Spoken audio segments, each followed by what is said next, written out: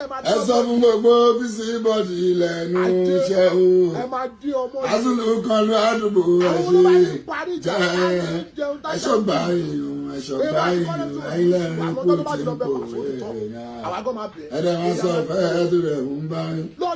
òfin kọ́ ìwà níjà sílẹ̀ wọ́n kọ́ ìṣe bẹ́ẹ̀ mọ́ kò dá. ó ga o wàhálà tó wà láàrin Pasuma àti Taye ṣé kò tí ì settle ni abẹ́tù ẹ̀túgbọ́n nǹkan tó Oba Aro tún sọ báyìí ó ní pé kí Taye lọ dọ̀bálẹ̀ náà mọ́lẹ̀ nílé Paso pé ṣèbí ńgbà tí Paso náà ní tọ́ni yáwá díẹ̀ pẹ̀lú King Ayinde Marshal pé ṣèbí lọ dọ̀bálẹ̀ fún wọn ní kitchen gbà tán sóúnjẹ ni ẹ jẹ́ drop comment ẹ like and share kí ló tún ṣẹlẹ̀ báyìí ẹ jẹ́ àjọgbọ́. ẹ̀yin tó ní ẹ̀yin bàbá mi bá mi ṣí ẹ bá mi láì gbogbo Pasuma fans lọ pátápátá ṣe rí ṣe lẹ ń pẹ́ gbẹ̀gbẹ́ o tó bá bá yín dáadáa á ní ẹ máa dán ọmọ le ajé ẹ máa dín ọmọ le àwọn ọmọ tó bá yín parí ìjà tá a ní jẹun tájá ń jùrù èèmọ àti kọ́lẹ́sì ò ní í sùn àwọn ọjọ́ tó bá ti lọ bẹ Paso ti tán àwa gan máa bẹ̀ bóyá má bínú o lọ́dọ̀ bálẹ̀ lọ́mọ lè fẹ́ kọ́ ẹ yílẹ̀ gbé bàbá ọ̀nàrẹ́bù ẹ gbé lọ́mọ lè Paso ó dọ̀bálẹ̀ fún Àyìndé nínú kíṣìn Àyìndé ń dáná lọ ní àfún lápọ̀nlé ẹ̀jọ́ nítorí ọlọ́ àpọ́nlé yẹn gan làwọn gan fẹ́ gbà àwọn tó tiẹ̀ wọ́n fẹ́ tiẹ̀ pa kò sórú yín tẹ bá rú wá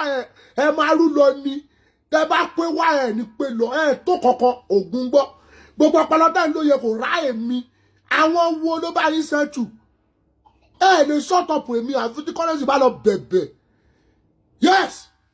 kó lọ ọmọ lé ẹ̀pọ̀ ẹ̀ kó lọ fi yílẹ̀ ń bẹ̀ kó bẹ́ẹ̀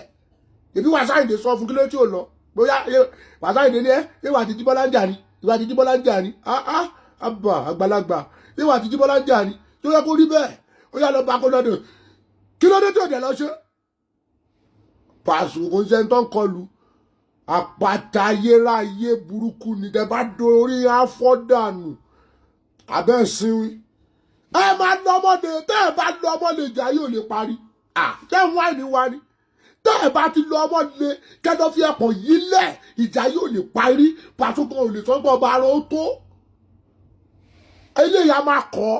kí ló dé sọ̀rọ̀ sí yín ni kí ló ràánú gbà yín ẹ̀ẹ́dẹ̀dógò yín lò ẹ̀ẹ́dógò yín lò kí ló dé ṣé ẹ̀ẹ́dẹ̀dógò yín lò ní bẹ́ẹ̀ pariwo ẹ̀ gbogbo yín ṣàfi ń kọ́ bọ́dì gbogbo yín fi ń kọ́ bọ́dì orí kẹ́ yàtọ̀ sórí orí ẹ̀ ju torí gbogbo yín lọ kò séyàn bíi Paso nínú music industry fújì yẹn kò séyàn bíi tiẹ̀ ẹ̀ dá padà ẹ lọ́mú wọn wá ànọ́bì ni ànọ́bì ńlá ṣé ń wáìnì ni 40 years on stage ò ṣókì yín kò ṣọ́ọ̀kì yín àbí ọ̀gbẹ́ni ẹnu òde bẹ́ẹ̀ ẹ̀yin lẹ ń sáré mọ́tò tẹ́lẹ̀ ń kọlu kẹ̀kẹ́